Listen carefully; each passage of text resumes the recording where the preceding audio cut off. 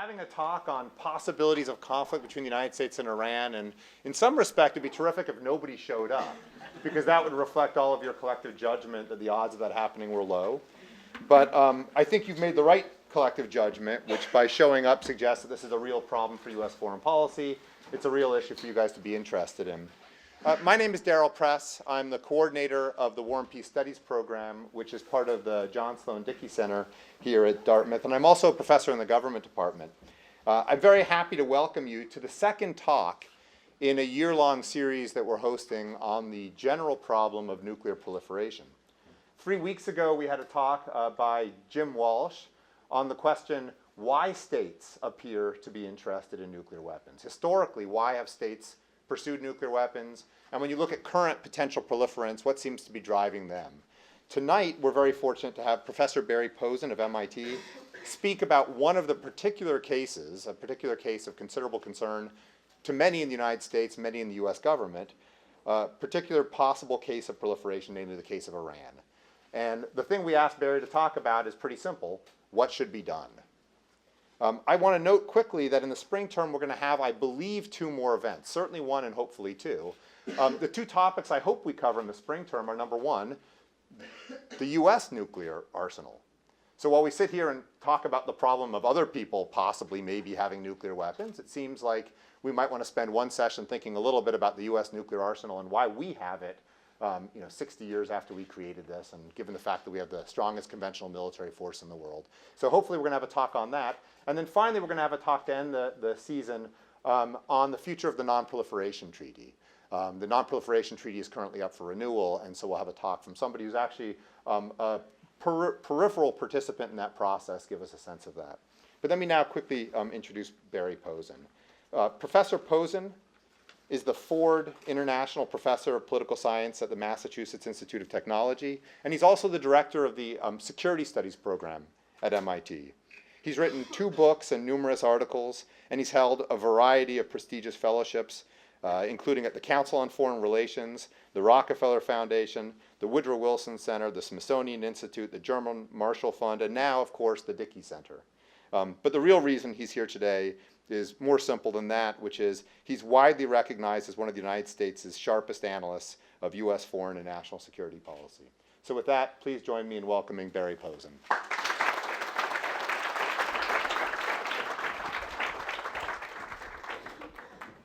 Thank you, Darrell. I always wonder about the applause coming first. It seems a little odd. I don't know if I can really measure up here. I'm not going to use fancy graphics or anything like that. I'm kind of an old-fashioned. But I will give you a little word outline of what it is I'm going to try and do here today. Darrell and I were joking around earlier. I asked him how long I should speak for. He said 2-3 hours. And he didn't say only a joke until 40 minutes later when I had a 2 or 3 hour talk. So relax. We'll serve coffee later. So what I'm going to do here is basically give you a little bit of background. And I'm sure many of you are knowledgeable in this, so for those of you who know all this background, you can nod off and wake up when I get to the fun part. But I'll give you a little bit of background about sort of the issue and the problem with Iran. And then I'm going to lay out the 3 key policy alternatives that are in play. And those 3, just to telegraph, are persist in the current policy effort, which is to use some combination of diplomatic persuasion and maybe economic pressure and a hint of military threat to try and move to a negotiated solution. The second is the one that Darrell was alluding to earlier, the possibility of waging some sort of a military campaign against Iran, which of late I like to call those wars, because even if they're short, that's what they amount to, and they don't always turn out short. And then the final strategy that I'll discuss is essentially learning to live with a nuclear-armed Iran. So essentially it's some combination of containment and deterrence. Caveat being, we don't really know how ambitious Iran is, so we don't know how strong an effort at containment and deterrence we and others would have to wage, but on the presumption that they proceed on their current path towards either near nuclear weapon status or actual possession of a nuclear weapon, they're going to raise some concerns in the region and also raise some concerns for us. So what's going on here? We have potential nuclear proliferation to a problem country.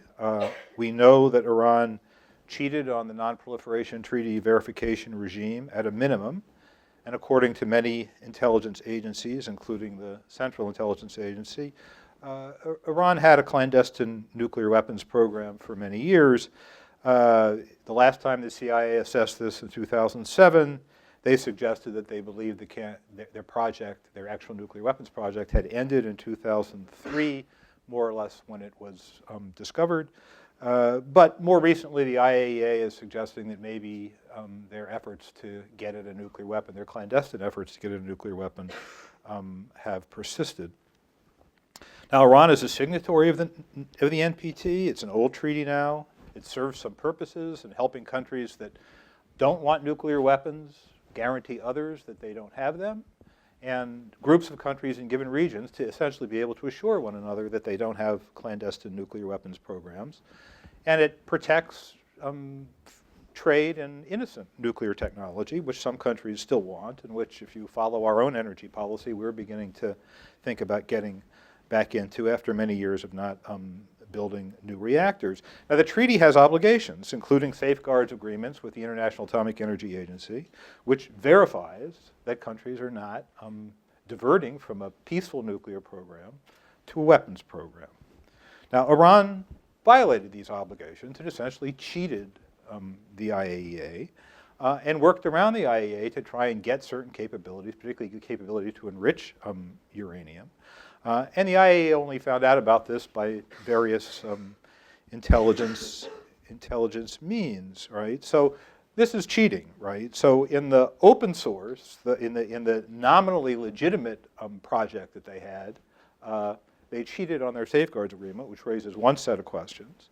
And we believe that in a clandestine way, they also had a true weapons program.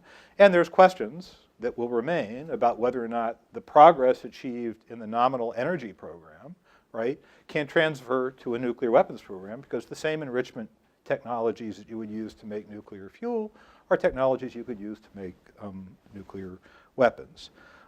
This pattern of Iranian deception continues. For the last several years, there was construction of an underground enrichment facility at a place called Qum. I think I'm pronouncing that right. They did not inform the International Atomic Energy Agency they were doing that construction. And again, intelligence means discovered it, and that was revealed just this past fall. Now, had the Iranians informed the IAEA of the things they wanted to do, they would have been in compliance. But they didn't. So there's a guilty flee where no man pursueth kind of aspect of this, right? Why are you hiding things that you could have done in the open, or at least tried to do in the open? Now, Iran's actions, holding aside the question of Iran as a near nuclear weapon state being a certain kind of security threat, there's another issue here, which I just touched on briefly, and that is Iran's actions are a threat to the Non-Proliferation Treaty itself, which is, as I said, a global nuclear arms control regime that has some utility. Cheating brings the regime into disrepute, and developing nuclear weapons in the Persian Gulf area is bound to make other countries concerned and may encourage them to get nuclear weapons, which means you can get yourself into a situation where the proliferation dominoes might fall. Now, I don't want to be too alarmist about this. My friend and colleague Jim Walsh was here just recently, and as he points out, these proliferation chains tend to be slower than the alarmists often suggest, but nevertheless, there is some reason to be concerned. Now, there's also some specific reasons that some are concerned about Iran, and you will hear these as you read press accounts or editorials or listen to governments. And then there's just some concern that Iran could be unusually risk-accepting when it comes to nuclear weapons. Now, I don't really know how to judge this, but the argument has spread that the regime is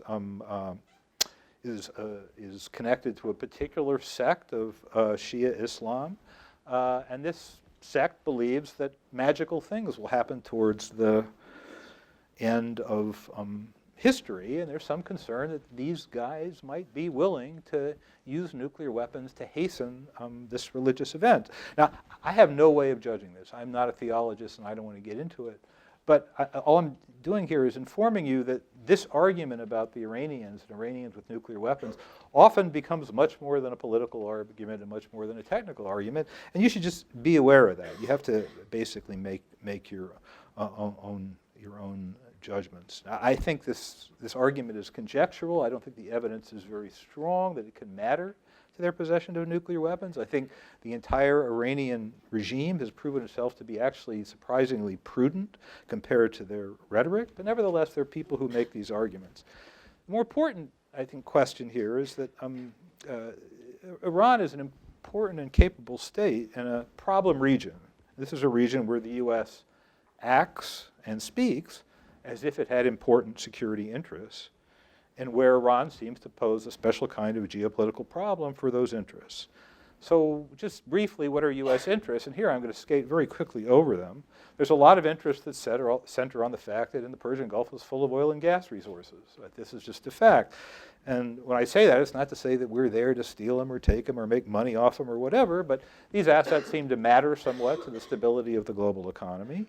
And some people believe that America's presence there, and as kind of the peacemaker or the hegemon, depending on your position, gives us some leverage over others. And if some other state were a hegemon there, it would give them leverage over others. So there's a general economic well-being aspect of this, and there may be a geostrategic leverage aspect of this. It's important to note that most of these resources are concentrated in states that are small and comparatively weak, and they're vulnerable to conquest and perhaps subversion. And you can see the pattern of American interests. I mean, if you look at things that have happened since the fall of the Shah in 1979 and since the end of the Cold War, American troops, if you look at where they are, we've sort of been leaving the Pacific and Europe, where they were during the Cold War, and flowing into the Persian Gulf, right? And you can just sort of see the curves crossing. The United States now has hundreds of thousands of troops in the Persian Gulf. It's fought several wars there since the Cold War ended. So it's clear that we think we have a big interest there. The United States also has a, whatever term you want to call it, an alliance or a special relationship with the State of Israel. And we have a problem with terror. And we ended up, as a consequence of the 9/11 attacks and some other ambitions, we ended up in a war in Iraq. And this region also has a connection to the Afghan war. And all I'm saying here is the United States has a lot of interest here, a lot of presence there. And this makes the Americans and others concerned about an Iran that might be more capable by virtue of having nuclear weapons.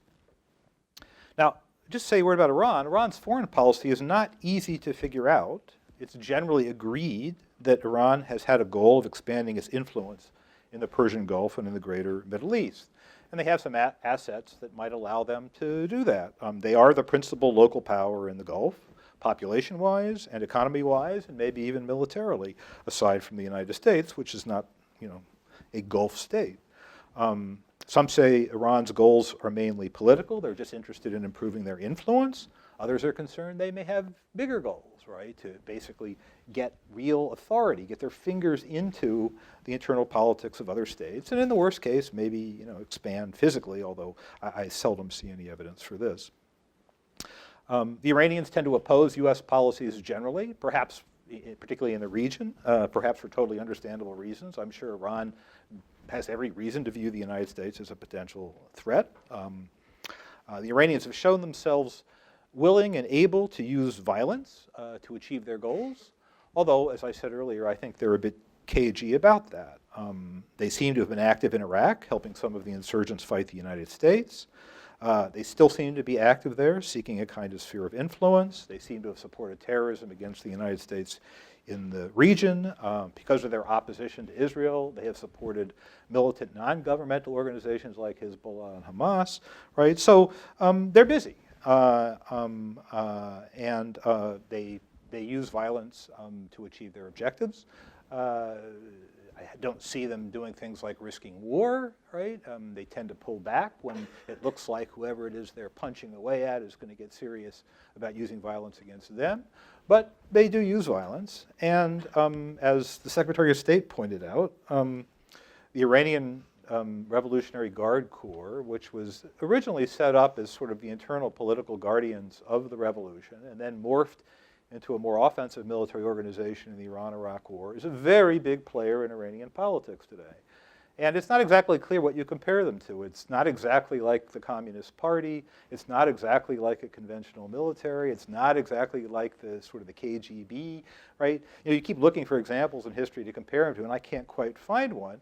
They've got their fingers reach deep into the society. They own a lot of businesses. They have an internal security apparatus. They have an external striking arm. They even have field units and naval units and air units. So it's a very interesting bunch.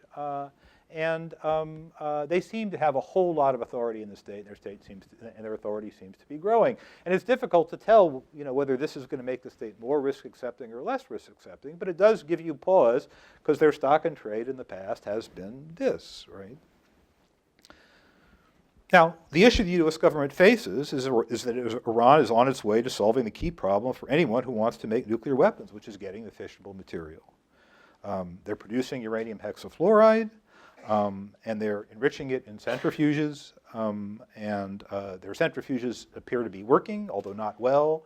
Their hex seems to be useful, although some people say that it's adulterated in some way, which then harms their enrichment activities. But nevertheless, they're getting enriched uranium, and it's not enriched to a very high level yet, but they're getting ready to try and, they just produced a little more highly enriched uranium, and ultimately, if they wanted, they could probably get into the business of producing bomb-grade material, right? We don't know whether Iran has the intent to actually build a whole nuclear weapons complex. I think if they wanted to, if they're committed to it, they probably can. But they're solving technical problems bit by bit. They get them closer and closer. So either they could be a nuclear weapon state, or they can be what some people call a near-nuclear weapon state, a state that is very close to having the capability if it wants to have the capability. Either way, because of their bumptious diplomacy and activity and our expressed interests in the Persian Gulf, the fact of a near-nuclear or nuclear Iran creates some problems for the United States. Some people think those problems are extremely grave, and other people like me take a somewhat more relaxed attitude, right? Nevertheless, it's serious business, right? Anytime you talk about nuclear weapons, it's serious business. So I'm to the key policy alternatives now, and I'm taking more time than I had hoped. We can negotiate, we can fight, we can contain and deter. Now, on any of these issues, just before I proceed, I just want to have a little footnote here. Most of the discussion about policy is about dealing with the nuclear programs of the present Iranian regime. Nevertheless, you should understand that there's another approach to this that was bandied about in the last administration and is still being bandied about by people usually associated with the Republican Party, often so-called neoconservatives, right? And this is a regime change, right? In other words, let's not worry about the weapons per se. Let's take this regime, which appears to have interests antithetical to our own, prone to violence, et cetera, just knock it over some way, subvert it, help the political opposition that's emerged in the country, something like that. There are people who think that this is a good idea. Now, I don't think it's a particularly good idea because I don't think it's very easy for us to overthrow this regime. I just don't think it's likely to lead to success. And in the course of doing it, the other issue may be left attended to, right? But you should understand that that argument is out there, and I'm not gonna treat it. So, three options. First, negotiation. We've been trying to do this for several years, more or less under the auspices of the International Atomic Energy Agency, the United Nations Security Council, and the European Union. And we demanded in the first instance that Iran cease all its enrichment activities. And when we first made these demands, the Iranians actually briefly stopped enrichment. They stopped for about a year and then started up again. We've demanded they open up entirely their entire complex to inspections by the International Atomic Energy Agency. The IAEA has a long list of issues with the Iranians. They say, look, we need you to clarify all these issues. And the Iranians are cagey. They'll clarify one and then Mercify another and withhold. And they go back and forth with us. And then they'll do something in secret and we'll find out something new. So somehow, even though I think the IAEA people would say they'd made some progress, the progress that's been made in verifying what they have done and have not done is still not very good, right? So we still don't fully understand what it was they were doing in the past and even have good confidence about what it is they're doing now. Now, to get the Iranians to essentially come into full compliance with the IAEA, essentially open their doors, open their books, et cetera, we've been using a mixture of carrots and sticks. And the carrots and sticks are often the obverse of each other. The Americans and their friends have been adding sanctions to Iran, slowly, trying to do things to make their lives complicated.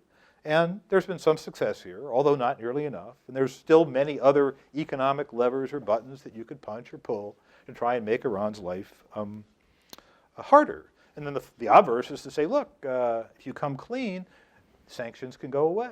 If you come clean, it'll be a lot easier for you to develop your energy industry. It'll be a lot easier for you to improve the prosperity of your people. And somewhere in there, some people on our side are willing to say, oh, by the way, maybe we'll stop talking about regime change, right? So there's been some mix of carrots and sticks offered, and so far not that much success, right? It's not a zero thing. I mean, the Iranians are, as I said, quite shrewd at this game. So the problems that have arisen from this negotiation process is that it's time-consuming, and Iran continues to progress on the path that it's on while the negotiations proceed. At some point, we may have to offer, not just us, but the other NPT signatories, will have to offer Iran some kind of a compromise that says, look, you cheated to get your enrichment capability, but there's nothing in the NPT that prohibits enrichment capabilities per se, which happens to be true. And if you guys can come back into compliance with the regime and accept very intrusive kinds of inspections and verification, maybe we can tolerate some enrichment capability. We're not there yet, by the way. Jim Walsh was here before as a proposal to that effect that he's been bandying about, and others have offered such a proposal. But the US government has not offered such a proposal. But this may be, if there is going to be a negotiated settlement, this may be where we end up, which means that Iran is still going to be closer to a nuclear weapons capability than some would like.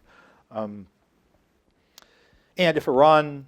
if in the end, to get a negotiated deal, we have to make that kind of compromise, I think we have to accept that some others in the region may also want a similar kind of compromise and may want to develop their own nuclear power industries as a way to get themselves into a near nuclear capability, right? And some countries in the region are already nuclear capable countries. Israel is not a nuclear weapon state under the treaty. Under the treaty, there's only 5 nuclear weapon states, but there are states outside the treaty who are, like Israel, which is not a member of the treaty, which have nuclear weapons. And we have every reason to believe Israel has nuclear weapons, right? It's not a signatory to the NPT, has nuclear weapons. India, not a signatory, has nuclear weapons. Pakistan, not a signatory, has nuclear weapons, right? So there's not much risk of proliferation to Israel. It already happened. Right? So that's not the issue. But some of the other countries that people worry about deciding to get nuclear or near nuclear capabilities in response are Egypt, Turkey, and Saudi Arabia, right? And we could talk later about what the odds are of that happening. Okay, so negotiation, sanctions, compromise, this is the path that we've been on. It's not producing much by way of reaction. The president is basically on the road to trying to make another move in the UN Security Council for more serious sanctions. The usual long pole in the tent here is China and Russia. They don't always support this kind of thing. China particularly is proving itself not to be particularly supportive. But nevertheless, what's in play now is to try and get stricter sanctions. And you should understand that individual countries can put stronger sanctions on Iran than the UN agrees to. So the game diplomatically seems to be get some kind of intensified sanctions through the UN Security Council, even if they're relatively weak, as a vehicle to legitimate the idea of sanctions, then there'd be stronger sanctions on the part of the United States, stronger sanctions on the part of the European Union, maybe stronger sanctions on the part of others, right? Some people like to talk about a silver bullet in this game. It will surprise some of you, but not all of you, to know that though Iran is an oil producer, it is a gasoline importer. And part of the way they keep people happy in their society is giving them cheap gasoline. It costs them a mint to do it. And so there is an argument out there that says if you could get most of the producers of gasoline in the world to agree not to export gasoline to Iran, it would really make the regime hurt. I don't know if this is true or not, right? I think this regime has proven itself pretty resilient. I'm guessing we can't get everyone who has gasoline to cooperate in this, but this is the new magic bullet that people are talking about. We'll get really harsh sanctions. You know, this is the hot thing now. We're trying to get really, really harsh sanctions in the hopes that this will hurt the regime enough that they'll think better of this whole project. Okay, so now I'll move to the two more dramatic ideas for dealing with this that are out there. One is, as I said, military action. Usually when people are talking about military action, they're talking about airstrikes of some kind. Airstrikes can, an aerial campaign can be short or long, many targets or few, ambitious goals, weak goals. I don't think anyone at this point is talking about airstrikes just for the sake of trying to coerce Iran. In other words, finding something to bomb in the hopes that the Iranians hurt enough to say, oh, now I get it, I better give up this system. I don't think that's what people are talking about when they talk about airstrikes. They're talking about using aerial attacks to try and degrade, take away, eliminate Iran's capability to produce fissionable material or more, right? So usually there's three different versions of the air campaign discussed, and I'll say something about each of them. One is a very focused campaign on the nuclear targets, right? And sometimes this is, a campaign people talk about, not a campaign really being done by the United States, but maybe a campaign that even the Israelis could do, right? And this focuses on two or three very high-value targets. The place where the Iranians make their uranium hexafluoride gas, which is, I guess, Isfahan. The place where they have the bulk of the centrifuges we know about, which is Natanz. Right? These are the two big target sets. And Natanz is an interesting target because it's the centrifuge arrays are in great, big, very thick concrete bunkers buried under many layers of dirt. So it's an interesting technical problem. Forgive the flippancy, but it's an interesting technical problem to figure out how you can attack this target. Now, these are valuable targets, so small attacks, I think people agree, will set the program back. This is often the euphemism that's used. No one knows how much. I haven't heard anyone say how much it's going to set the program back. 6 months, a year, 2 years, 5 years, 10 years. I have no idea, right? But it's a way to sort of, hit them, do some damage to the things that outsiders care about, right? And then the Iranians have a chance to consider whether they want to get back in the game or maybe give this up. There is a political problem with these attack of this kind, and in some sense it doesn't do enough damage, and it may redound to the advantage of the regime, right? The regime might like to get thwacked by the Israelis right now. It might like to get hit by the Americans right now, particularly if it were hit in a small way, because the regime is under domestic political pressure. This would change the debate inside Iran and change the debate in the region, and wouldn't do much good. So in a weird way, the Iranians might be leaning into an attack by the Israelis. There's actually some strange information that appeared in the press in the last few days that says a lot of the uranium enriched uranium of Iran has been moved to an above-ground facility near, in Natanz, but it's in an above-ground facility, and you can just sort of see it. It's like saying, "Hit me, kick me, please, destroy me." And the question is why? And the regime, for all we know, the regime has a kind of a strange idea here. The Americans like to threaten an Israeli attack. I mean, if you look at our diplomacy and you read the papers about it, we're always saying to the Chinese, "You really got to help us with these sanctions. If you don't, those Israelis are going to attack." And I'm guessing the Chinese are scratching their heads. Wait a second, don't the Israelis work for you? I mean, don't they have your weapons, and aren't they your client? And are you really telling me you can't stop them from doing this if you want to? I'm just guessing that it goes back and forth like this. But whether the Chinese have these questions or not, we like to sort of intimate that there's a threat that leaves something to chance here. We Americans might not want to have this war right now, but these Israelis, they're really mad, really concerned about this, right? And as you can imagine why they would be. I mean, the regime says some very colorful things about Israel and hateful things about Israel, and it makes the Israelis nervous to think that Iran could have nuclear weapons. So that's attack number one, and I personally think the Israelis could probably do that attack, that very limited attack. It's a long way, but I think they can probably do it. And I don't think it really solves any problems. It may make the problem a little bit worse, right? Personal view. Oh, by the way, leaving it to Israel doesn't let the Americans off the hook politically. I mean, the locals, the Iranians are going to blame the Americans all the same for this attack, right? So it's not like the Americans are going to escape culpability and the Iranians aren't going to be mad at us. They're still going to be mad at us if the Israelis do it. So it's not a way to kind of do this indirectly and sort of escape responsibility. The second kind of attack is a kind of a bigger one, which would still focus on the nuclear program, but in a broader sense. We don't know how much intelligence the United States government has collected about the Iranian nuclear program, but aside from these two sites, there's lots of other sites, almost assuredly. For example, the site we just discovered, right, and that we decided to make an issue of, we've been watching that site for 2 or 3 years, right? And I'm sure since we've been focusing on the Iranians for many years, we have lots of targets, right? Now, whether the targets are good, verified, confirmed, high value, who knows, right? But there's lots of targets, I'm sure, right? I have no doubt about that, not because I have clearances or anything, I don't. I just know the way these guys operate. And I've seen estimates of many as sort of 400 aim points in such an attack, right? Those are sort of places where you want to put a weapon, a precision-guided weapon. So this is a pretty big attack, and would require some ancillary attacks to take down Iranian surface-to-air missile systems and things like that. So it's a big deal. And again, the usual language you hear is that this would set the Iranians back, right? Presumably back farther than the narrow Israeli attack would, but how much, again, you don't really know. And occasionally, even people in the American intelligence business will say, we really can't prevent them from becoming a nuclear weapon state if they want to. We can make it painful, we can make it costly, we can make it time-consuming, but we can't do enough damage to prevent it.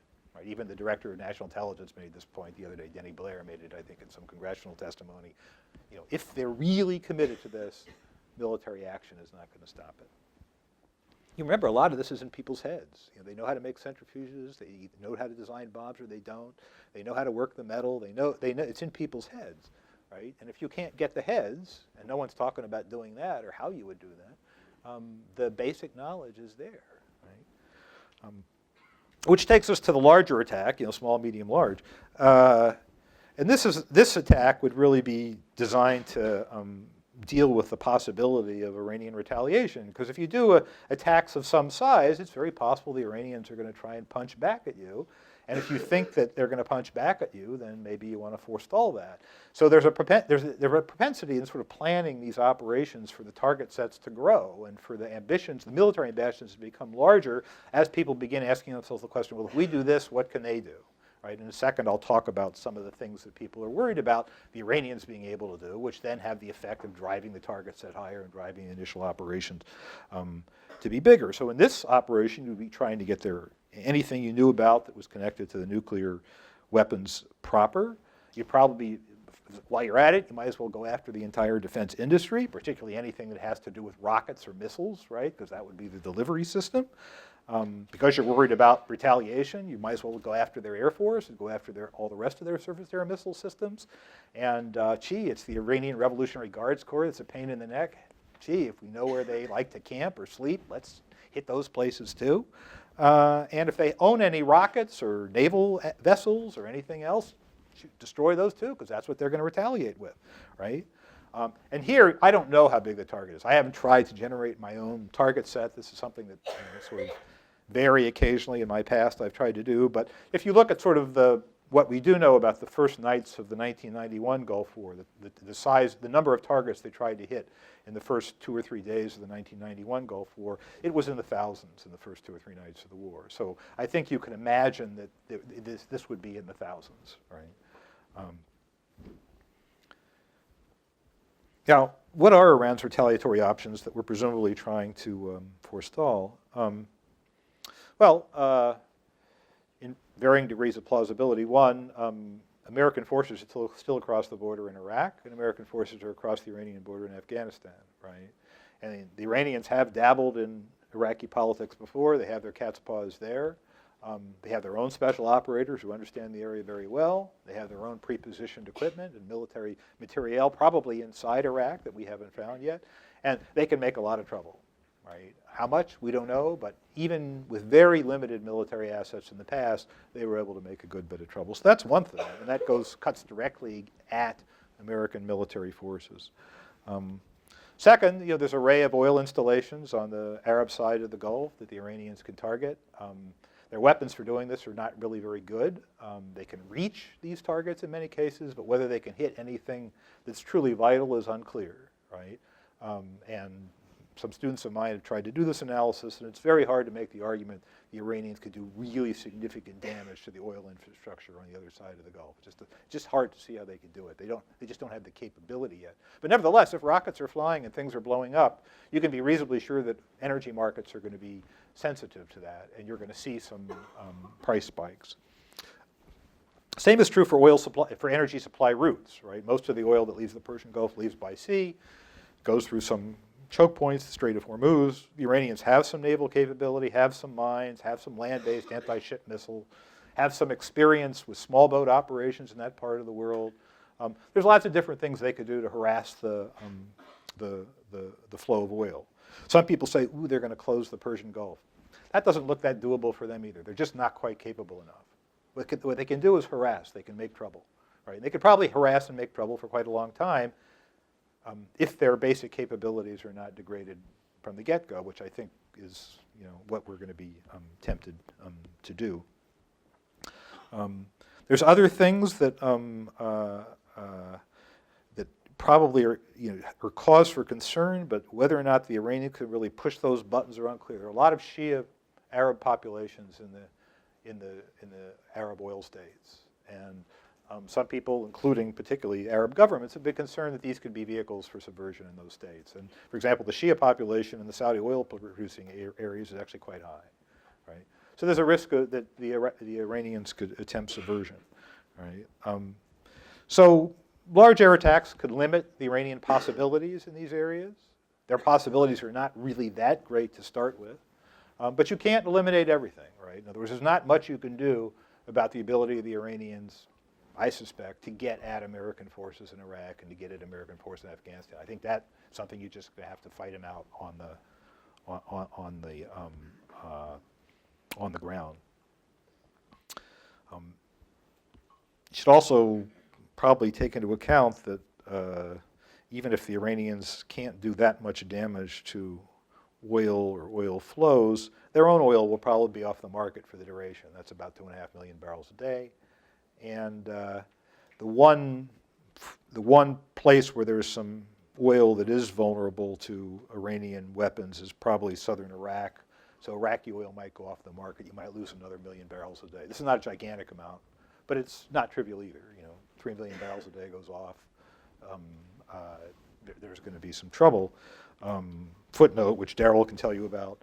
We stock a lot of oil against eventualities like this, as do other countries, right? So there's well over 1.5 billion barrels of oil in reserve. So we can ride this out for a long time if we have to, right? We in the world, right? We have about 750 million barrels. I think the Europeans have the same. The Chinese have a little. The Japanese have some. And those are government stocks, and there's more in commercial stocks. So when we say oil is going to go off the market, oil markets are going to be roiled, there's ways that governments can fight this, right? And by saying all this, I'm not trying to sort of make light of it, but I think we have to be realistic. I used to like to take, when I used to give this talk, I used to take the Iranian retaliation very seriously, because I used to think that they could make a lot of trouble. But I'm more and more skeptical of how much trouble they can make, except when I think about what they could conceivably do on the ground in Iraq and Afghanistan.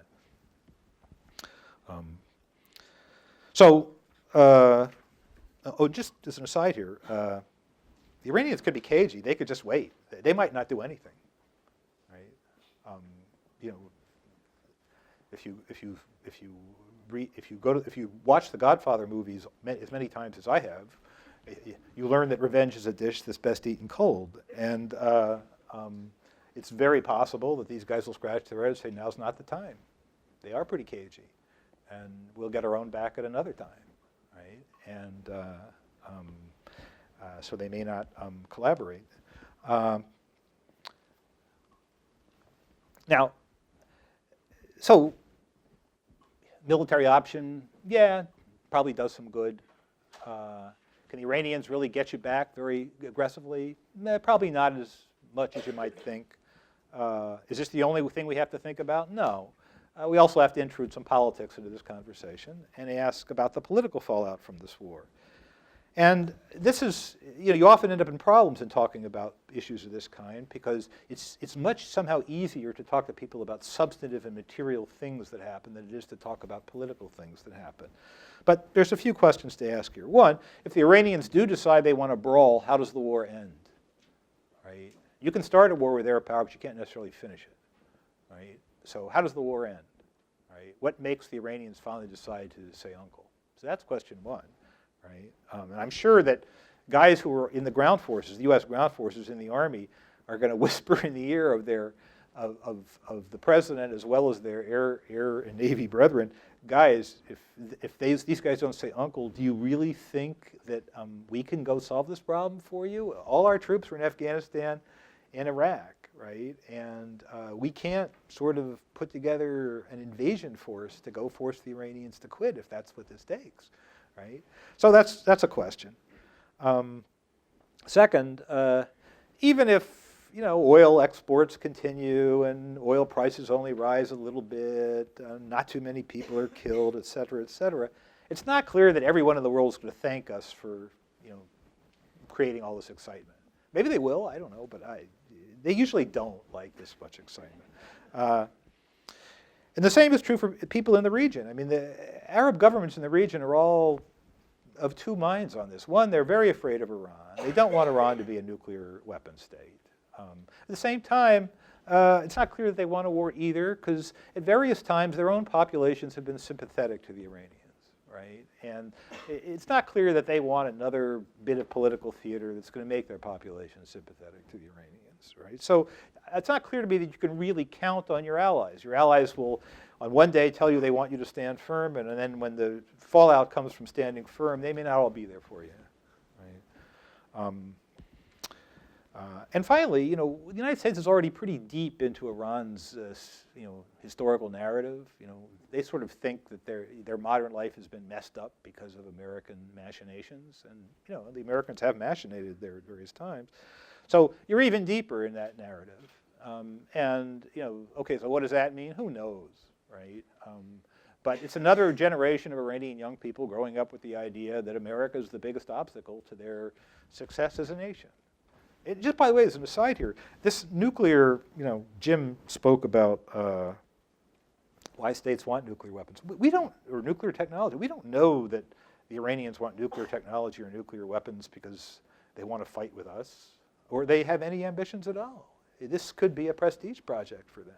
Or it could be a combination of motives, right? One thing that's interesting is that there is some evidence that even in the Iranian opposition, these nuclear energy programs are popular.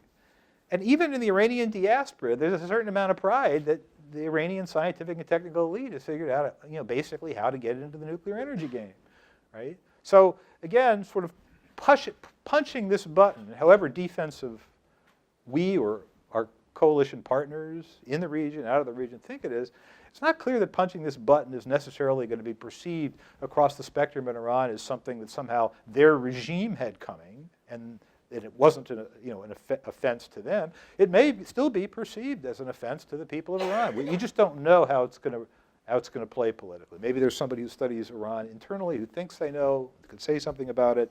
I'm guessing it's a fraught activity, a two-edged sword. So there's lots of potential political trouble here, right?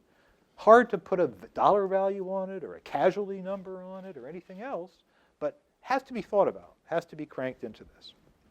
Now, just to reveal my true nature, and if you Google me up, you'll find that I favor this third policy, which I'm going to try and talk about now, even though I should be winding up. Daryl's giving me the look. So, containment and deterrence, and I'll skate through this very briefly so we can get to questions. Okay, so throughout the Cold War, the United States, was concerned that the Soviet Union might have ambitions on its periphery, particularly in Europe. They were a big state, lots of nuclear weapons, lots of military force, had to live with them. They were there, we were here. We organized a coalition to contain and deter them. It was a pretty good policy, and we sat around and we waited, and that mighty country overexerted itself competing with us and delegitimated itself to its people and gradually fell apart. Its elite came to a point where it would neither kill nor die for the ideas that they had started their country on. It's a crashing success, right? So here's Iran. It's not really a very powerful country. It hasn't got an exportable ideology. It's got a lot of problems in its region. What would be wrong with containment and deterrence of Iran, right? Iran has several weaknesses in whatever project it has in the region. It is regionally the strongest power, and it's there, and we're mainly here. So typically, states worry about the strong power that's near them. And Iran is the strong power that's near these other powers in the Gulf. So it's probably true that Iran makes them afraid. It makes them want to band together to ensure themselves against the possibility that the Iranians could prove aggressive, right? Second, Iran is a Persian country. That's their ethno-cultural background. And most of the other countries there are Arabs. And Arabs and Persians are not fast friends. They've been rivals for a long time, right? And third, Iran is largely a Shiite country in terms of sects of Islam. And the Arabs are mainly, not entirely, but mainly Sunni, right? Thus, given an Iranian foreign policy posture that I think is fair to say is at least bumptious, Iran's relative power advantage, and these identity markers, Iran is destined to produce suspicion, if not outright hostility, among its neighbors. And well-worn international relations theories, such as balance of power theory or its younger cousin balance of threat theory, suggest that the locals are going to want to pull together to balance Iranian power.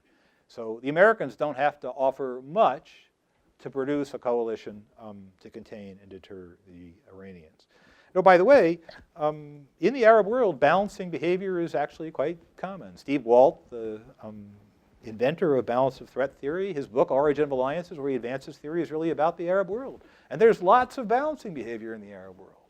And many of the local governments in the Arab world have participated in balancing behavior, particularly the Saudis, right?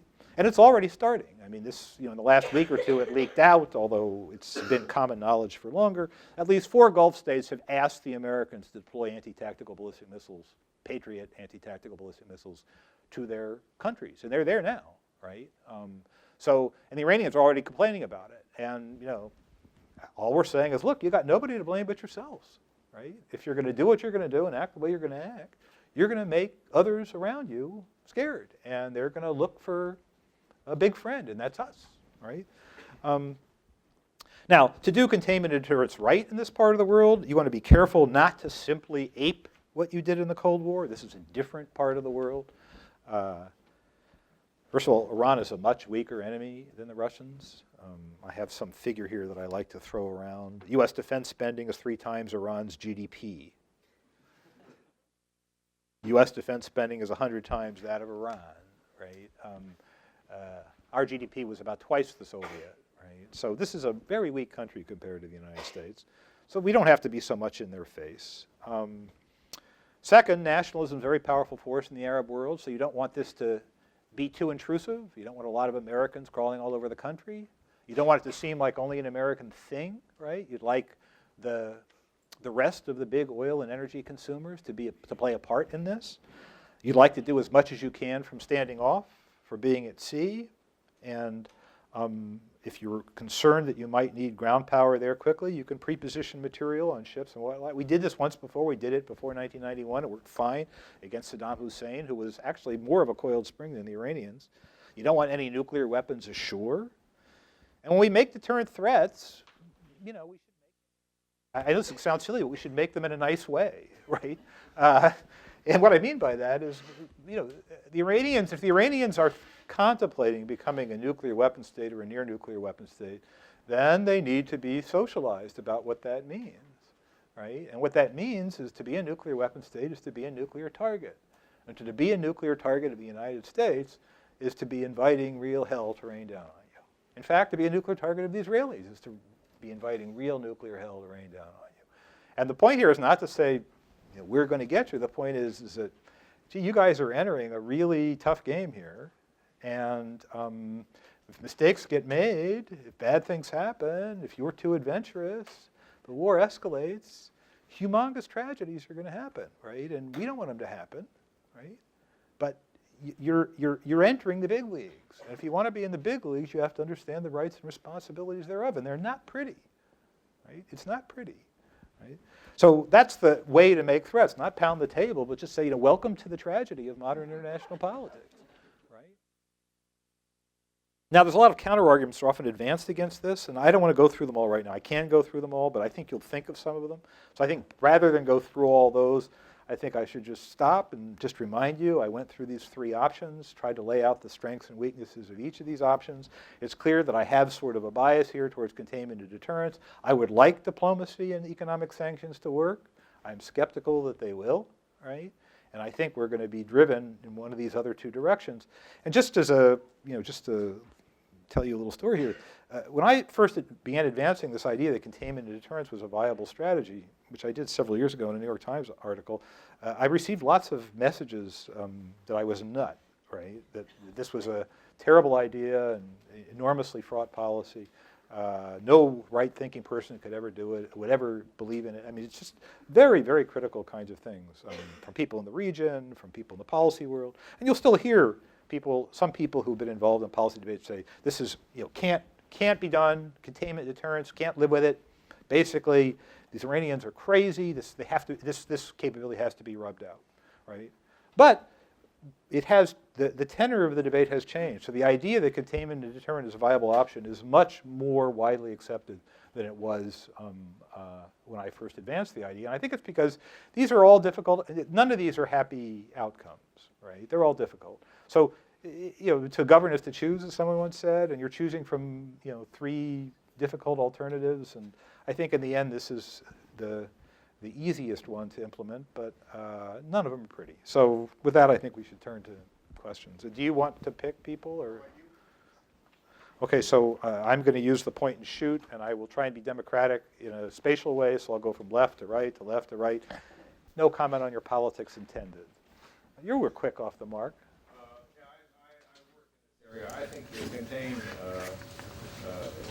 containment strategy is not only correct, because we had some experience with the Soviet Union, and the Iranians are going to have that experience with Israel. We are much better off viewing, oddly enough, Iranian power as a potentially stabilizing force, and Iran as a potential silent ally. One reason for that is that Ahmadinejad and the jihadists are much weaker in Iran than some people pretend. There's a very large civil society which is not extremist. This is a Farsi society. They don't like the Arabs. And if we are quite clear to them that we see common interests once they become a nuclear power that don't scare us and that can stabilize the world, I think one of the things that people want with nuclear power is the symbol of respect and status. And that society, with its Persian imperial history, we ought to take that seriously and work with them, not against them. So I'll take that as a statement, so I won't actually respond. That way we can get more people in the game. So this gentleman, Dartmouth 12. By allowing Iran to have nuclear weapons as sort of a symbol of our respect for them, what does that say for other countries that may be looking for respect, sort of emerging powers like Venezuela, Brazil, countries that may be, looking for respect? Should we encourage or, allow nuclear programs in those countries as well? Well, I think that's a good question, and I think it's a viable problem in the NPT, right? And this is why I think in the end, the way to thread the needle between what this gentleman was saying and what you were saying is to return to basically to argue law.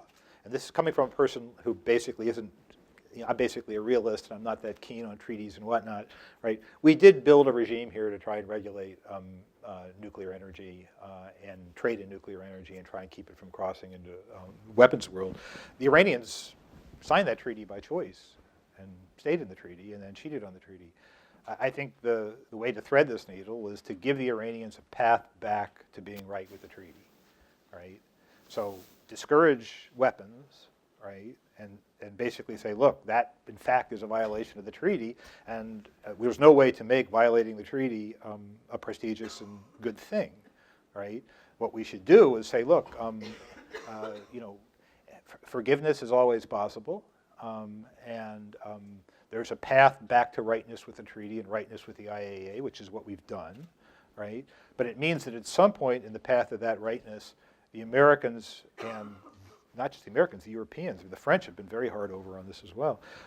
We're going to have to decide whether or not Iran can have what people call a full fuel cycle. In other words, in the nuclear energy business, whether they're going to have the right to, at least in theory, manufacture their own fuel. Now, our position and the French position and everyone else's position has been no enrichment, period. In other words, you lost your right to a full fuel cycle when you cheated, right? And my guess is that if we want a negotiated solution, in the end, we're going to have to agree that they have a right to a full fuel cycle. They're going to have to agree to intrusive verification. And by the way, IAEA does intrusive verification in lots of places. Many countries have signed up to a new level of verification, the so-called additional protocols in the IAEA. So it's not like there's anything particularly discriminatory here, right? There's discrimination in the treaty between the original nuclear weapon states in the treaty and everyone else who's a non-nuclear weapon state in the treaty. And then the countries that stayed out, the renegades, right, who basically said, I need nuclear weapons, I'm not going to be part of your treaty, I don't need your help, I don't need your trade and technology, I got my own problems, right? That's a different part of the world. And Iran can decide to live outside the treaty, or they can decide to live inside the treaty, right? And I think from the point of view of diplomacy negotiation, we should be finding a path for them to live inside the treaty. That's what Jim has been arguing for, and I think it's our best chance. I think it's a reasonable place for the Iranians to go. It's not going to make everyone happy, by the way, right? But I think it helps deal a little bit with the problem that you're talking about, which is suddenly, nuclear weapons, which are a big problem, right? Once you have them, and in getting them, will be not only sort of something you get because you think you have really serious security problems and you have no choice, but it'll just be kind of a thing to have because it's cool. I think making it uncool, to coin a phrase, is probably a good idea, right? And I think we have a way to do that, right? So I think that's the only way to thread the needle. May not work. Oh, standard. We got standing room only people. I see. Thank you. How would an attack in Iran or the development of a nuclear weapons program affect the actions of Hamas or Hezbollah or the other terrorist groups that Iran sponsors? You're asking how would the attack affect them? How would either scenario work out? Okay, so there's an argument. Well, there's several arguments here. One is we or the Israelis attack Iran, and Iran has these cat's paws that it can use, Hezbollah or Hamas. Right, that's one argument that's out there. And I think that argument was sort of plausible, 18 months or 2 years ago, right? But I think the Hezbollah and Hamas are not eager for a fight right now. Neither of them is eager for a fight. Even though Hezbollah has a whole story of its war with the Israelis that makes it out to be a heroic victory, everyone else in Lebanon knows that it wasn't so great. And I think Hezbollah understands that it's not necessarily an unalloyed benefit for them to do this again, right? I think Hezbollah is out for Hezbollah. I don't think they work for Iran. I think they have an alliance of convenience. The same is true of Hamas. Hamas just got badly savaged in Cast Lead. And I don't think they're eager for a fight. In fact, many people have commented since Cast Lead, the border between Gaza and Israel has been really quiet, right? I mean, people hate, you hate to say it, right? But deterrence sometimes deters, right? The credible threat to inflict punishment, particularly when it's been demonstrated, sometimes deters. So I'm not so worried about that. And in a way, it's a weird thing, right? Because in a way, I would like people to be a little more concerned about the risks and costs of attacking Iran than maybe they are. Now, there is this other argument that's been advanced, and that is sort of if Iran were to become a nuclear weapon state, it might begin to perceive itself to be sort of invulnerable to retaliation from others, and it would become more bold, more adventurous in the use of force abroad, right? Subversion and other things. And it's not exactly clear to me that that's true. And even if it's true, I think we and others have demonstrated that Iranians' cat's paws can be dealt with, right? And so I think this is not the best reason for being worried about an Iranian nuclear weapons capability, is that the Iranians will somehow be emboldened to act more in terms of subversion and other kinds of things against the Israelis. Now, I don't live in Israel, so it's easy for me to say that, right? I've been around that area a fair amount, but I've never been there for one of the wars, right? And when the rockets start flying, maybe you think about things in a different way, right? So, there is that risk, but I think the way to deal with that risk is through local deterrence. And then the second thing is that even if the Iranians have nuclear weapons will keep us from conquering Iran. I don't want to conquer Iran. I'm not sure even the most hawkish Americans want to conquer Iran. Right? They don't keep you from doing other things to the Iranians. And Iranian life can be immensely complicated without having to attack Iran proper, right? As it has been already and as it could be again, right? So there are other ways, I think, to discourage the Iranians from playing this game, and others from playing with the Iranians in this game. Right? I'm going to go to the other side. I know it makes whoever has the mic have to run, but so can you run over here? Oh, you have a mic. Oh, good. So why don't you take this? This really tall guy is behind you. You alluded to Secretary Clinton's remarks about the Revolutionary Guard playing an increasing role in Iranian society. Yeah. So how would you assess introducing nuclear weapons when we have this changing domestic balance of power in Iran, combined with increasing domestic opposition, and how would that increase the riskiness of either unauthorized use or unauthorized transfer or loss of control in the event of a destabilizing event, whether it be protests or some other kind of domestic instability? Well, it's a good question. We faced this once before when in China, back during the Tiananmen, we were worried that maybe the country would come apart. What would happen to their nuclear weapons? So we have the same problem with Pakistan. We're always worried about Pakistan. So it's not a new problem. Here's what I would say. Giving nuclear weapons away to other non-state actors, giving away to non-state actors, I find this a not particularly likely scenario. And there are several reasons I think it's not very likely. One is you give a nuclear weapon away to an uncontrolled non-state actor that's outside your country. You don't know where the weapon's going to end up, right? They may use it for what they say they're going to use it. They were going to use it for. They may use it for something else. Second, you can't be sure that you're not going to be implicated. In fact, if a nuclear weapon is used anywhere in the world surreptitiously, there's going to be it's not like it's a nuclear war. So after the fact, all the countries in the world will be really worried about where this weapon came from and who did it. I mean, this is a small consolation to those who were, killed, right? But the rest of the world is going to be very, very concerned about this, and there's going to be a concerted effort to figure out where this thing came from.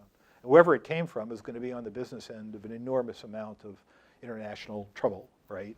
Ranging from actual nuclear retaliation, right, to any of a number of other things, right? So if you get into this game, you have a risk that it's not going to turn out the way you thought in terms of your arrangement with whoever you gave it to. And second of all, there's a very good risk that really bad things are going to happen to you, right? Now, there is this other problem, which is the weapons could simply disappear, right? In other words, if there's a true civil war in Iran, right, somebody's going to try and make off with a weapon, and they're going to try and get something for it. But then the question is what, right? And that involves you in some kind of political game, some sort of negotiation. Now, I should say that I tend to rate politics pretty highly here. So we have to understand that there is always the wild card risk. In other words, if indeed somewhere in the Iranian Revolutionary Guards Corps there are people who are not busy building factories and companies and collecting money and whatnot to feather their nests and live a good life and enjoy being the power elite, which is my first explanation of what they're doing, but instead are messianic people of some kind. They think that they're bringing something closer, the end times, as they say in Christianity, closer. Then you've got a wild card here, and normal deterrence, rationality kind of criteria don't apply, right? And that's something it's just very hard to deal with. So you sort of have a problem of having to assess what are the risks of ever getting to that situation relative to the cost of trying to prevent it directly. Now there's an intermediate world here, which is to sort of say, well, look, I'm watching your country and I'm watching your weapons, right? And if things go a certain way, that's when I might act, right? And that's well into the world that no one talks to me about, right? In other words, the world in the United States government where we try and figure out instrumentally what you would do to get your arms around, say, Pakistani nuclear weapons, or what you would do instrumentally get your arms around somebody else's nuclear weapons before they fell into the wrong hands. That's a very private world, very secret world, right? But the world exists, right? And for every person in the country who's motivated by non-rational kind of criteria, there are probably a lot of other people who are motivated by rational criteria. And you're going to reach out to those people at these moments. You're going to say, look, there's some things you have to watch out for here, right? So I think there are approaches, there are ways, but the risk that you're talking about, I think it would be crazy for me to simply stand here and say, this risk does not exist. I think the risk does exist. Now with somebody, we should get somebody in the middle. This, in the lime green. See, I have to think up these George Bushian names for people.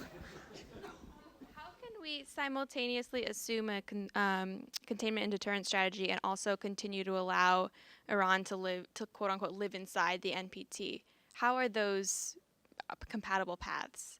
Allowing it to become a nuclear power and allowing it to live inside and receive the benefits of the NPT? Well, what I'm saying is they have two ways to go, right? In other words, well, let's be honest here. I mean,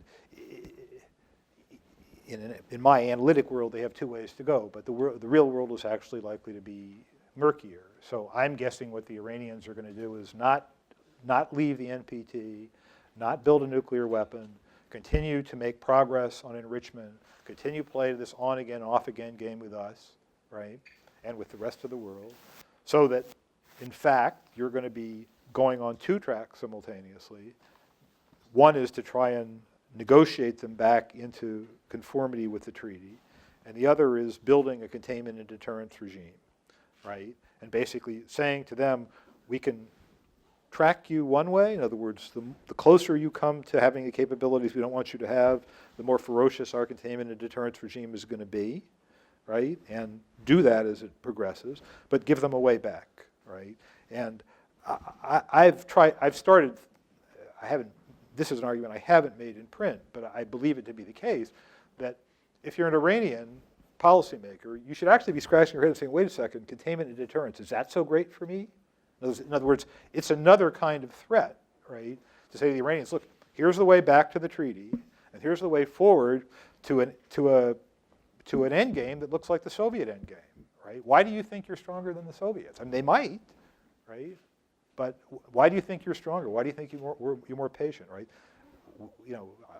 Our side has the money, our side has the technology, our side has control of the sea. What exactly do you have that makes it so wonderful for you to live inside this ring, right? So the ring of containment and deterrence itself is a kind of a threat, a coercive tool to try and drive them back towards the treaty, right? Now, just to be clear here, I think the people who are thinking this way are a limited subset of the people who are negotiating this. And I think the general desire on the part of the US government, the European governments, and others is not to bring the Iranians back into the treaty, permitting them to do some enrichment, is to bring them back into the treaty without any enrichment, without any, I've only talked about enrichment here, but also without any plutonium reprocessing, which is another path to a bomb, that all of those capabilities associated with a full fuel cycle will not be permitted in Iran's case. You'll be in the treaty, it's just that you, by your actions, have hived off a particular set of capacities that, say, the Japanese are allowed to have, but you are not allowed to have, period, or at least not for 20 years or 30 years or 50 years. That's the objective, right, of current policy. And I don't think it's achievable, but in the back there.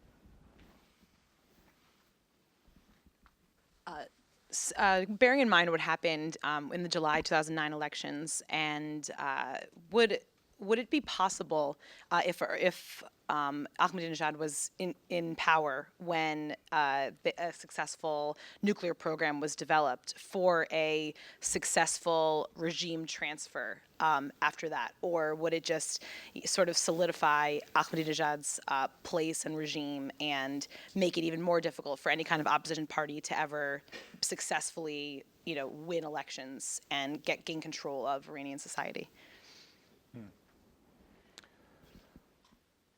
Well, I don't think, I've never heard of a nuclear weapon being used as an internal deterrent, right? In other words, you can't really threaten to use it against your own country. What it does do is it makes it harder for outsiders to talk about, let's use, say, a bad pigs kind of analogy, right? You have an internal uprising, and then outsiders will come to the rescue, and somehow the combination of insiders and outsiders will somehow, or outsiders will attack and insiders rebel or something, right? It takes the outside attack game, direct outside attack game out of the equation. It probably doesn't take subversion out of the equation. There's things you can do on the QT. It probably doesn't take that out of the equation. Where it may matter in this case is whether or not the regime is able to use its supposed technological achievements as a tool to show its nationalist credentials, and as a way to argue in terms of domestic politics, look at all we've achieved. These opposition people, why would you support them, right? Now, they've tried that, and I don't think it's really had much effect, but I don't know that much about the Iranian opposition. It's my understanding that Iranian opposition figures have not said negative things about the nuclear program, nuclear energy program. That's not something that they've tried to make an issue of, and I gather that, that in terms of bits and pieces of argumentation that have come out of sort of the followership in the opposition, you basically have people who are saying, we don't care about nuclear weapons, we don't care about Israel, this campaign against, we don't care about any of this. The fact is, you guys have screwed up this country, right? So you can't unscrew this country, but that's another technical term, by sort of enriching uranium, right? Why is it that we flare natural gas in this country, which I believe they still do? Does somebody here know the Iranian energy business? I think they flare gas, isn't that right? I think they do. This is like crazy in this day and age. I mean, it's, because they don't have the technology to basically pipe it back into the ground and save it for something else, right? They don't have the LNG technology to, bottle it up and send it to somebody, right? It's their energy plant, their whole plant for getting oil out of the ground and shipping it is old, right? All of this is caused by this policy of theirs, right? And there's a lot of people, younger people in Iran, who basically can look at this regime and say, well, yeah, you did something good 20 years ago, but what have you done lately? And there's lots more of us now, and you're doing nothing for us, right? They've had a baby boom, right? I mean, at the time of the Iranian Revolution, were there 40, 45 million Iranians? Were there 70 million now? Who knows the population of Iran, right? Huh? Yeah. All these young people, right? They need lives. This government's not giving them lives, right? So I don't see how the nuclear, I mean, there's a kind of a emotional flip you get from the fact, hey, here's this technology that these other guys did, we can do it too.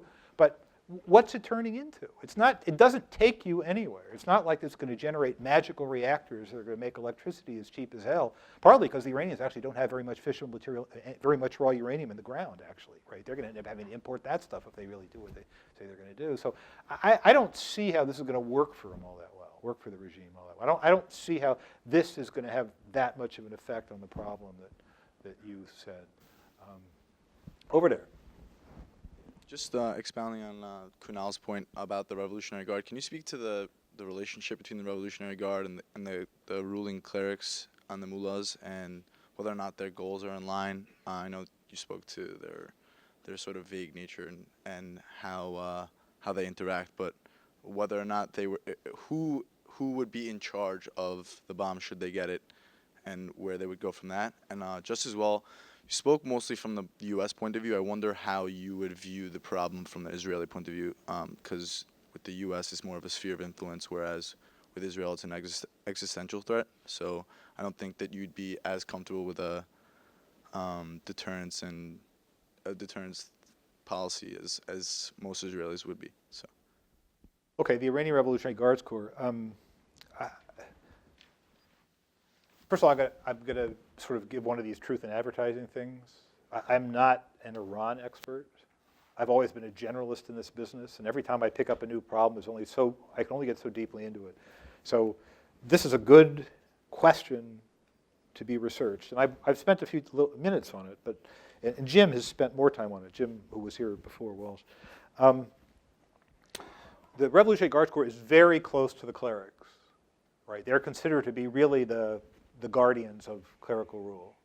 And nominally their code, whatever that means, is that the clerics rule, and they take their orders from them. They're not meant to have their own ideas. They're meant to take their orders from the clerics. The Revolutionary Guards Corps has apparently been intimately involved with the nuclear energy program. This last little underground facility that they hadn't put the centrifuges in, but that they built for that in Qum, I believe, was an IRGC base. I think that was an IRGC base in Qum, right? So it's very clear that the IRGC is intimately involved with the regime and intimately involved with the nuclear program. If there's ever any nuclear weapons, it's almost surely IRGC guys are going to have control of them, right? Now, the question that's being asked is the IRGC developing a kind of agenda of its own, right? That's a question that observers are asking, and I'm not competent to answer it, right? But are they developing an agenda of their own? What is this agenda? And depending on what the agenda is it bad or good for us? For example, if the IRGC is moving in the direction of most ruling classes, which is say it's really become a kind of a mafia like the Soviet Communist Party was in the end, then this is probably good for us, right? Because they're going to be more interested in feathering their own nests and protecting their power than they are going to be in adventurers, right? And the last thing they're going to want is a nuclear adventure, right? If, on the other hand, the Iranian Revolutionary Guard Corps is somehow some cult-like phenomenon, right, of people who are, mixed, who are sort of holier than holy somehow, and are particularly, oriented on a set of interpretations within Shia Islam that sort of has this apocalyptic view, then this could be a very bad thing, right? Now, the evidence so far is that these guys are just hardball political animals, right, who are trying to increase Iran's power in the region, increase their own power in Iran, lock in the clerics' rule. They clearly believe that the clerics' view of how Iran should be governed is somehow better or superior to something that would be more westernized or more liberal. And I say more because I think the challengers themselves are still Persians, Iranians, Muslims, right? But whether or not there's the IRGC is in the saddle and the clerics are not anymore, knows what is the politically legitimating story that they tell themselves every morning, right? And that comes into play in when there's a policy issue to be settled, I have no idea. One thing you can amuse yourself doing is, I once went to the BBC. BBC collects all kinds of interesting information. I went to the BBC website, and somewhere they had one of these graphics sort of trying to explain Iranian decision-making, right? Who plays and what they are. It's incomprehensible, right? I commend it to you, and I'm not saying this to sort of make light of Iranian politics. It's very complicated political system, with a whole bunch of different players and institutions. But it appears that the clerics hold all the high cards, but there's lots of players, right? And lots of checks, and I think lots of weird internal checks and balances. You asked me about Israel, how the Israelis see this. The Israelis, when I wrote my piece in the New York Times, most of my nastier emails came from Israelis, right? And nasty, not even the right word. You were just really heartfelt ones, people who were sort of just terrified, right? When I reminded them that, you're a nuclear weapon state, and all the rest of us know it, don't you? And you made decisions, and I happen, I was sort of raised to be a pro-Israeli guy. I am kind of a pro-Israeli guy. I go to Israel about every couple of years. I have friends in the Israeli military, academics, whatnot, right? And I knew they were, getting nuclear weapons, and personally I thought it was just fine, right? I'll just be really honest with you, right? They had reasons, just fine. And my attitude was, this day would come, right? So the day has come, and now they have to live, they made a decision to live in this world. If years ago they wanted to sort of try and create a non-proliferation regime in the Middle East that was highly, highly legitimate, then they ought not to have gone down the road that they went down, right? And I try to explain to them, so yes, the Iranians, a handful of nuclear weapons is very bad for Israel, right? Very bad, it's the end, right? But nuclear weapons are so horrible. The whole reason you're afraid of them are reasons why I think the Iranians should be afraid of them and will be afraid of them. And you have lots of them, and it doesn't take much to ruin this country, right? It's about, I think Darrell and I talked about it once, we looked into it once. There's 6 or 7 or 8 population and economic centers in Iran, right? 2 or 3 reasonably large fission weapons. Israelis have a couple hundred. And almost all of Iran's wealth and management capability is gone. It doesn't kill that many people, not that many, only about 15 or 20% of the population in this horrible arithmetic of nuclear war, right? But it's the end of Iran as a country. And, I don't know whether it matters to these people or whether they've thought it through, but can Shiism survive a catastrophe of this magnitude? Right? I mean, if these people really are religiously motivated, right, how does that view of the religion even survive a catastrophe of this magnitude, a self-induced catastrophe of this magnitude? So it's the end of Persia as a carrier of culture. I think it's the end of Shiism. It's the end of millions of lives. And by the way, when the Iranians talk about nuclear weapons, they claim they have a fatwa against them. Khamenei claims to have issued a fatwa against nuclear weapons and just reaffirmed the other day, we're not trying to get nuclear weapons. Now, he could be telling the truth, right? They may have decided, we live in a tough neighborhood, we have to be a near nuclear weapon state in case we want to decide later, but we're not doing this now. It's possible, I don't know, right? So I say to the Israelis, look, I know, I do know where they're coming from, right? I've been studying the place for years. I've been going there since 1975, right? I used to study the Israeli military, right? Like many American Jews of my generation, I was raised on Holocaust stories, right? It's in my blood, right? So, but I'm also a deterrence theorist and a strategist. And I said, look, you guys, Ahmadinejad talks a good, crazy game. He talks crazy well, right? It's true, right? And it's very annoying, right? I find the man so distasteful. I was asked to have dinner with the man, I wouldn't. I, in fact, was asked, and I declined, right? I find it that distasteful, the things he says, right? But, right, this country seems to want to go on. This regime seems to want to create an Islamic society. They seem, when they use violence, to use it, as I said, in a kind of a cagey way. They'll poke, and then if things look tough, they back up, right? They were very cagey in what they seem to have done in Iraq, right? And in other times as well, right?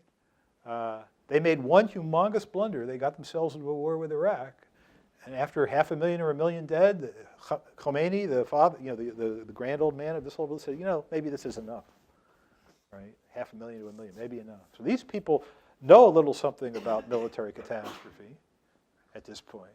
So I think they are a deterrable group when it comes to sort of, somebody wake up in the morning and say, I got a feeling today's the day. I don't think they're going to have that feeling, partly because I think the Israelis are incredibly strong. And I think everybody knows, ferocious, right? I mean, the Israelis fought to get to the place that they're in, and they did it successfully. And, like some other countries who've literally fought to get where they are, there's some mileage that comes from having that history. Finland, they fought the Russians tooth and nail in 1939, got beat, went back into the war on the side of the Nazis, and fought the Russians again to get their land back, got beat, ended up lost the land, lost the Karelian Isthmus to the Soviets. The Soviets didn't invade them.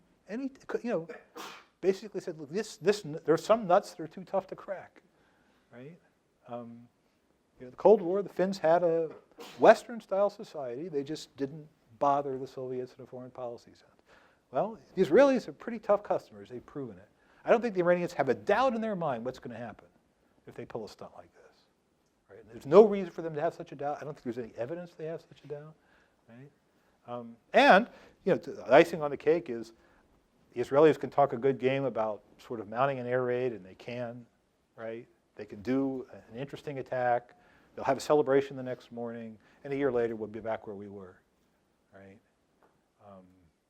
So I don't think they can solve the problem. What they really want to do is get us to solve it in the way that they would solve it if they were us, right? Which I don't think we're going to do.